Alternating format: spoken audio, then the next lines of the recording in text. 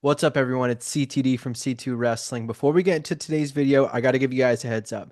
January 6th, the Netflix debut of Monday Night Raw. We are going live again right here on our YouTube channel.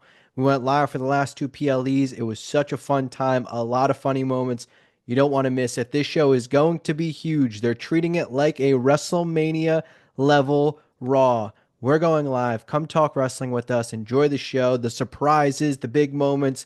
We'll be live for it. Come hang out with us right here on C2 Wrestling. But now, let's get into the video.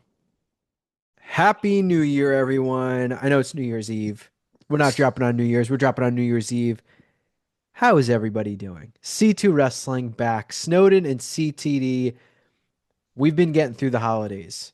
We have hmm reached the New Year's, and that is the New Year's resolutions. Not revolution, the resolutions. Snowden, there's plenty that come to mind when it comes to WWE. We had to get together and talk some things. Some things we would like them to change, some things we'd like them to do more of, some less of. This is our New Year's resolutions for WWE. What changes they could make in the new year that we personally think would better the product. Absolutely. You hit the nail on the head about what this video is. We're talking things that we want to see change, see more of, anything they could do to kind of help improve the content, the wrestling, all the products we're getting throughout the year. If you haven't seen, we recently put out a bold prediction video in which we boldly predicted a bunch of stuff we think we could see in 2025. A little bit different in this video, where these are things that are a bit more logical, not as bold, things they should do, could do, maybe will do, or stop doing in order to improve the product throughout the year 2025. For sure. So why don't you kick us off with a New Year's resolution for the WWE? Absolutely. Now, we've talked about this a bit here at C2 Wrestling. We agree on this. I'm sure some other people out there do. I'm positive some other people out there don't. One thing I really want to see in the year 2025, and I think we're going to get there at least post WrestleMania, is I really need a heavy emphasis on the split brands. I'm very, very much a brand guy. Raw, SmackDown. NXT is a third brand. I like some little bit of involvement there, but Raw and SmackDown, split them up. We have women's mid card titles, women's world titles, men's mid card, world, tag team titles all around. A roster that's as deep as it's ever been. There's no reason to not split the brands anymore. I don't think the Super Show is it. I'm not a crazy fan of SmackDown guys showing up on Raw every week and vice versa. It also doesn't make each show as must tune in my opinion. If Roman's only on SmackDown, I'm watching SmackDown this week. If he's going to be on Raw and SmackDown, man, I got something else to do. It's not as big of a deal if I can see him any other day of the week. Splitting the brands, creating your own competition amongst each other again. And that's what I want more, to emphasize more. I want the writers' rooms going at it. Like, this is war, Raw versus SmackDown. Who can be the better brand, put on the better product? Highly would like to see that in 2025. Look, we have the same brand, same brain. The first thing I wrote down was less crossover. Yeah. And I agree with you. I am fine with main roster people going down to NXT, helping NXT, doing some stories with them. Because, yes, it's a third brand, and yes, it's a great show. It's still developmental. And there's still, holes to fill, people to elevate. That I'm totally fine with. There's no main roster people going down there and staying down there for 4 years, and it becomes basically a repeat of what they're doing on Raw, where it's like, oh, these two main roster people faced on Raw and now they're facing tomorrow on NXT. Like, it's not that at all. Raw and SmackDown, this is arguably the deepest the roster has ever been. Ever. And there just is not a need. You have 3 hours for both shows going forward. Mm-hmm. You have plenty of time to fill that. It is better off with all these big names that you have. They are on their single brand, they get their time, and some people who maybe aren't getting as much time then get time as well. You have more people on TV, less crossover. We'd fall into those spots where it's not the same people showing up on both shows. I get it. There's some PLEs where it's going to happen. There's some PLEs where you're having a match between the two where it kind of crosses over. I understand. I don't think we'll ever get that full-fledged 100% brand split again, but I do ask for less crossover because they've done more this year than they did last year. Absolutely. And, it's again, it more so emphasizes how big of a moment it can be when you do some of that crossover stuff. Of course, there's going to be those PLEs, those pay per views. If the winner of the Rumble doesn't show up on both brands, doesn't really make much sense. They got to be deciding what title to go for. Survivor Series, not anymore, but it used to be brand versus brand. When the brands are hard split and you have Raw invade SmackDown leading into Survivor Series, that's a big moment because that doesn't happen because the brands are split. And when I say I want a heavy emphasis, like I don't want a single transfer window, this, that, or whatever. If something falls in line and you realize, oh, we can do a feud with Jey Uso and Solo, but they're in different brands, you got to come up with some sort of Do a trade. Then it's trade. got to be like an on TV. We're trading LA Knight to Raw, Jey Uso to SmackDown, whatever we're doing to make reason out of it. Again, we've emphasized this in the last couple of years. Logic, or last couple of videos, years. Logic. There's been a lot of logic in wrestling over the last, year or 2 years. And I think that continues. I hope it does. And that is needed for trades, drafts, things like that. I'm hoping for the emphasis on the brand split. Leading into my next New Year's resolution, it's kind of similar in a sense. We already kind of mentioned NXT being a third brand. I want to emphasize the NXT crossover. As much as I want brand split between Raw and SmackDown, I love the NXT crossover. Now, listen, I don't need Randy Orton wrestling on NXT every week. Not at all. But when I say crossover, this goes all ways. It's not just Raw and SmackDown. It's TNA too. I think this has done wonders for both brands. I want to see a more heavy emphasis on the NXT crossover. I'm not saying, again, we got to send somebody down to NXT every day, but there's tag teams, the club, for example. I know there's, I believe, an injury to Carl Anderson, but they were kind of a mainstay in NXT, it seemed. That's great for NXT, get an established tag team down there. Unfortunately, he's no longer in the company, but Baron Corbin had one of the best runs of his life going back down to NXT, helped propel Ron Breakker, got him an NXT tag team title run. I think there's a couple things you can do there. I think there's guys like Otis and Tozawa you can send down there for 2 months and they could have a short stint, tag title run to help put a team up. I think if you have a TNA world title, go on Joe Hendry and you bring Joe Hendry back to NXT. It only does wonders for both brands. I want this to lead into talking TNA, an eventual Worlds Collide pay-per-view, PLE, whatever you want to call it.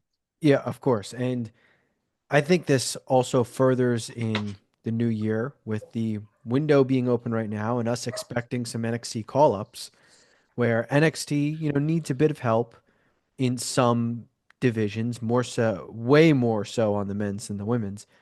But if you're going to pluck a few people out of there on top of it, puts more emphasis on getting some more main roster talent that's maybe not getting as much TV time or maybe is getting a little lost in the shuffle, whatever it may be. Get them back down in NXT, do a month, 2 month. We say all the time, like Carlito would have been, he's obviously had this Judgment Day run, so it's add a little bit of help to it. But before he joined the Judgment Day and he was just kind of there in the LWO, him going down would have been perfect. There's plenty of guys that kind of fall into that category and girls that I think it makes perfect sense. So, yes, the shows are going 3 hours. There's always some people that still aren't fully on or are kind of lost in the mix. And that's where they could go down to NXT and thrive. Absolutely. I think NXT is a place to thrive for those main roster names that are maybe losing a little bit of steam, things like that. And it's a place to thrive for all the up and coming talent. The developmental names are only going to get more notice, do better when they're wrestling the likes of who knows who, John Cena, Orton. These names come down, pop down every now and again. That's cool. But when you have mainstays, when you have Baron Corbin, who's had 10 years of experience, did the NXT run, has a main roster stint, goes back down, that's only helped developing the developmental talent that is down there. Speaking of thriving, Mm. there is one thing, a New Year's resolution that should be on WWE's list. With them going to 3 hours on both shows, there is even less of an excuse. We need more emphasis on the tag team division, more time, more proper rivalries, no more of the titles barely being defended and you make it into a storyline that they're none of that. There's plenty of TV time and there's plenty of tag teams. If anything, you can even make a few more and split a few of them. Like there is plenty to work with. It's much better now than it's been in years past, but there should be some more work put into the tag team division in 2025. Absolutely. That is also one of my New Year's resolutions, that we need more emphasis on the tag team division. And, I'll tell you what, I think it's been pretty good. I'm not one to really complain about the current state of the tag division. I know the Judgment Day went a while, didn't defend the tag belts a whole lot. It's not like the rest of the wrestling we got around it was bad, though. They were only maybe not putting that on because this should be on. It's a little bit better, whatever we're doing here. I do want to see more emphasis on it, though. We got a roster that's as deep as could be, especially at the tag division, if we're being honest. There's tag teams left and right. I think with this transfer window, it gives you opportunities as well to maybe fill the rosters a little bit more with heels, faces, tag teams that can counteract each other. Seems like we might be getting American made moving to SmackDown. I think that's great for the SmackDown tag division. Who are you going to float over to Raw? Are we getting the Street Profits on Raw? Who knows? I think the tag divisions on both brands, you got to establish a good 4 to 5 teams each brand. That's not a whole lot of teams. So you can already off the top of your head, Waller, Theory, you got the Motor City Machine Guns, the Street Profits, DIY. That's 4 tag teams right there off the top of my head. Pretty Deadly, 5. That's a brand. Bloodline. Bloodline, 6. Cool. Judgment Day, 7. War Raiders, 8. Cool. Fraxium comes up. We got 9, 10 tag teams off the top of our head. Like you said, they can break some up. They can form more. I didn't even mention the LWO, who's got 97 members. There's so Yeah. many concoctions of tag teams in that one faction. There's definitely the space to do it. It can be done. I think the biggest issue, as you had mentioned to start it, is they are now going back to the 3-hour shows. That's going to heavily help not only just one 3-hour show, 2 3-hour shows. That's going to help create the space to emphasize the tag division. So, speaking of the 3 hour show, there is one New Year's resolution I have. And it is easier when it's a 3 hour show. It's normally not as bad, but it still happens. It's more so happened in the 2 hour shows. So I do want to cut a little bit of slack, but a resolution of sorts. We need to make sure Raw and SmackDown. I love the, commercial free first out. Like I love that stuff. Mm-hmm. We need to get better. That main event segment, that main event time slot is not overly filled with commercials and actually has what the main event is because there is plenty of times you get that hour free, hour commercial free to start Raw, and then that third hour they were just pumping all the commercials to catch up, and you're like, wow, this Raw has it started off strong, and boy, is it tailed off mightily, and this is the main event, and I've only seen about 6 minutes of a match and 8 minutes Mm-hmm. of commercials. Yeah. So 2025, let's get that timing properly so our main events are main events. Yeah, that's definitely the thing with the hour free Raws when they do those here and there. I never get too excited when that happens. Yeah, it's cool. Don't get me wrong. Oh, cool. First hour's free, but I just know that last hour they're catching up on the commercials. It's going to be a pumped into that main event. Often there's been 20-minute main event matches, but you really only see 6 minutes of it because of the ads and things like that. I definitely think that's a good one. If this was a year or two ago, I'd be saying the same thing with the camera cuts and just the angles, the production value of it all. That's the only real production thing that maybe needs a little bit of work this time around. Outside of that, they've been really spot on with everything. If they can help that by any means, it only betters the product. Completely agree. So, what do you have up next for a New Year's resolution? So another one, this is a spin-off maybe of splitting the brands, but if you're going to split the brands, you can't just split the brands.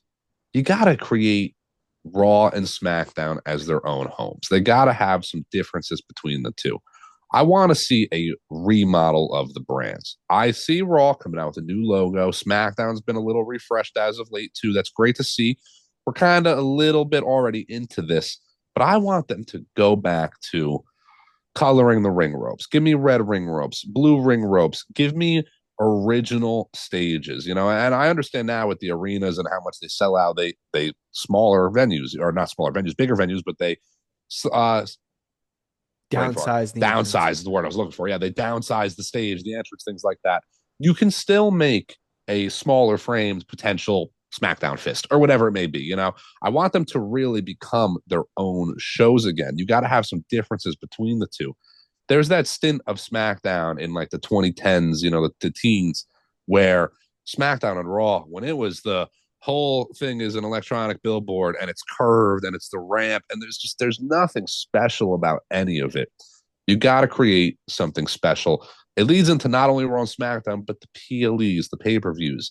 I'm loving that we're getting, different areas, venues, countries for a lot of these shows. But you got to, again, create a memorable look, feel, vibe to it all. Not every set has to be WrestleMania 33 type large, but all these PLEs should have their own type of stage, set, look, and feel to it. I saw on TikTok was a clip from, I forget which King of the Ring it was, but whatever one it was, the entrance is where they have Chair. all the ladders, Oh, okay. where it's Yeah, like yeah, a yeah, yeah. tunnel of the ladders. And I saw that and I was like, man, they could do that with this small setup. Like Absolutely. that is not a lot. Like that is not, It's not. I'm not asking for backlash and you got the multiple big swinging hooks. Like I get that, or Armageddon where they have this massive castle or whatever. Like Yep. I get that. But something so simple as like that ladder setup, like Yeah. it was different, it was unique. It made Hmm. it feel like you were watching a different event. I saw it and I was like, man, that looks so cool and it's so simple Yeah. that they could easily do something like this to differentiate something. For sure. Saturday night's main event just happened recently, and that's an easy one to do where it's old school. You don't got to do a lot. You just got to throw Yeah. some old school colors, vibes, a downsized type stage. It's easy. It's very simple to do, in my opinion. I understand there's maybe expenses to all of this, but if you put the money in the right places, you're only gaining it back. So, one of my last New Year's resolutions that I have is a little bit of a worry. Mm, With both shows going to 3 hours, I could see this being more possible. okay. And it's something that they've sometimes do, sometimes don't. I need the less repetition in 2025. We need Yeah. to put a focus on, I'm all for, I love long-term storytelling, and they've done a fantastic job with it. But we've talked about it plenty of times. That month straight of the exact same Terror Twins Judgment Day segment or segments happening. Yeah. And then at the same time, month straight of the exact same Bloodline Cody Rhodes Mm, segments. Like they catch some moments where it's like, wow, SmackDown ended the exact same way 3 straight weeks. It's yeah. like, I know there's going to be that extra hour, so it might be a little bit harder. And I'm by no means saying that I could write a better show. I'm not saying that. But less repetition in 2025 because it kind of dampens some of the long term stories. Absolutely, it does. It's usually like a 3, 4 week build to a PLE. Sometimes you hit a 5 week build. It's usually those weeks 2 and 3 where it's, maybe some similar kind of storytelling going on. But the Terror Twins are a great example of just it was getting really repetitive at a point. There was even a stint of the Bloodline segments getting pretty repetitive. It was just kind of the same thing in and out every week for a while. I think where they really run into trouble, they only run the Saudi shows twice a year. But when they're running the Saudi shows, it puts the real PLE on like an 8 week schedule. 8 weeks twice a year, that's 16 weeks out of 52 in which we're kind of getting like watered down filler content, repetitive. Saudi Arabia this year was the crown jewel, don't get me wrong, but I don't know. It's just lackluster, it feels like, because it's repetitive. It was really just kind of filler and it just stretched out the Rhea Liv feud, for example. So we didn't really get anything new in that feud either. I definitely think there's some room for improvement on just the way they go about the long term storytelling, the repetition and whatnot. For sure. So I've got one resolution left. How many do you have left? I have one left as well. Mine is nothing too crazy. Mine are kind of Agreed. related in a way. A lot of mine are about maybe the brands, the look and feel, and things like that. Um, this last one is also kind of look and feel related, but it's not really related to the brands. It's related to the superstars. If I could, I would sign the paper to hire Jim Johnston back right now. I want to emphasize the entrances, the music we get within wrestling. Again, there is a vibe to a wrestler. There is kind of a feel. You got to have something that lines up. We're getting a lot of, changes in wrestling right now. And I think they are seeing the rough music we're getting for some of these wrestlers. These themes are not really hitting like they used to. It doesn't help these superstars by any means when they're coming out to bubblegum pop. I'm not saying every theme has to be by Motorhead or whoever, but you get some real bands and you get some real musicians, things like that. You create music that the fans will listen to, not only outside of not only watching wrestling, but outside of wrestling. It's tough because you take a guy like Trick Williams, who's got a pretty standard chose it off a list theme song, but it bops and it works with his whoop that trick, and the fans love it. There's no reason to change Trick Williams' theme quite yet. But there's a lot of people. I believe they did recently change the DIY theme, but good God, that DIY theme was horrible. I'm not big on the guns theme. There's definitely just a different aura these can have. I've mentioned it before, I'm sure. I often think back to Aleister Black and his song and how that really created that aura around him. As much as I hate that word, it really made his presence different. And it can do that for any superstar. See, this is why this is a pretty perfect resolution where it's all about bettering something. Mm-hmm. There are some wrestlers like a Trick Williams, that Cody Rhodes, like there's plenty of wrestlers. Sami Zayn. Yes, maybe the current company that they have or the next company didn't create these themes, but their themes are a prime example. If it ain't broke, don't fix it. Carmelo Hayes, like if it ain't broke, don't fix it. Perfect. Yeah. But there's plenty that there's room for improvement. And I think the music as a whole, you could look at and you can say, all right, we're pretty happy with the majority of these, but how do we make things better? Let's go through and let's see which ones need to get scrapped. Like Jay Uso's, for instance. Is it a good song? No, it's not like an actual song, but it's Yeah. perfect for him. It doesn't need to Yep. change. It works. Works. It's not something that, you need to be in the lab and where we love Jimmy's theme. Yeah. Like we Do do do we do yeah, do do. we love solos is pretty good. Like, Yeah. but all of those make sense for those Mm-hmm. people. You then start to run into some superstars like DIY just changed, the guns, Yep. like, yeah, maybe it kind of fits, but at the same time, it's like it just doesn't sound good. Or you have times where they change it and they just didn't need to, like Carlito's being changed, just not needed. Not needed. You're trying to fix something that wasn't broken. So I think that's something when you look at resolutions, like you can look at that and be like, how can we be better? Absolutely. I think part of the problem maybe with the music is these NXT superstars where, you have some NXT superstars that come over. Julia, that's a name that is going to get a great theme, a great presentation because she's established. But when you have new superstars, things like that, they just had on NXT the other day Dion Lennox, who's been around a little bit. He's a fresh name in NXT. He was in the breakout tournament, I believe, a year or two back. But he came out to some very generic music, but it's kind of fine. You don't know the level of superstar until they can become something. So it is kind of challenging to equip a brand new developmenting superstar with some great music because they might not turn out to be anything. And now you just wasted this potential theme that you could use for somebody else. It helps create a character though. When you have somebody debut as a type of gimmick, if you had somebody debut as a rapper, they're not going to come out to heavy metal music. Yeah. It can help develop a character in wrestling.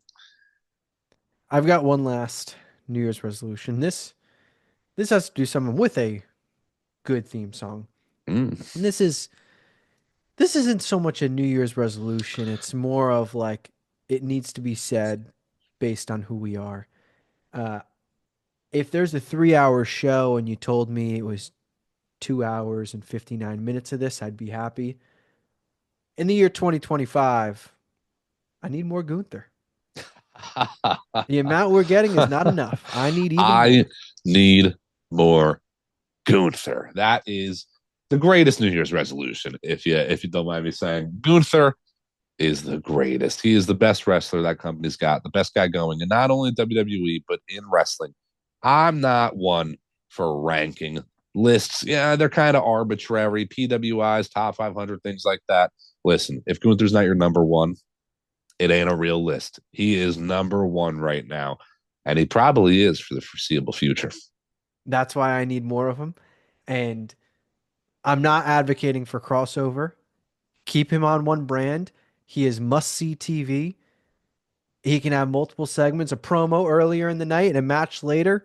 I need it all. Give me more Gunther.